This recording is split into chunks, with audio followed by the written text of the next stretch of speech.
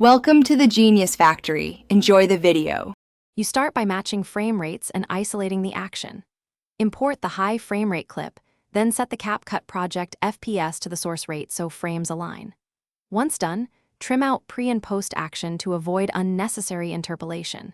You do this because fewer sudden changes reduce stuttering when you slow footage.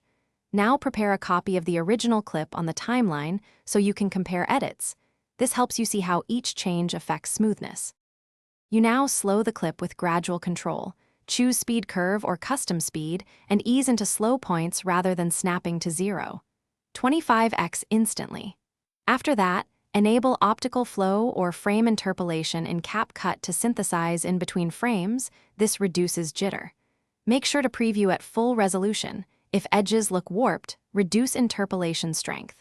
If needed, add subtle motion blur and mild stabilization to mask residual artifacts and keep perceived motion natural. Finish by aligning export settings.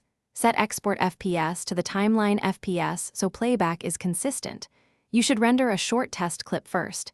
This saves time if adjustments are needed.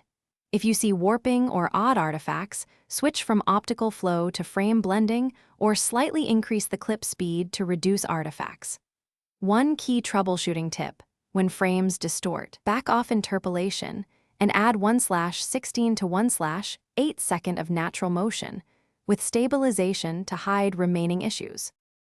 Thanks for watching. If you found this helpful, don't forget to like and subscribe.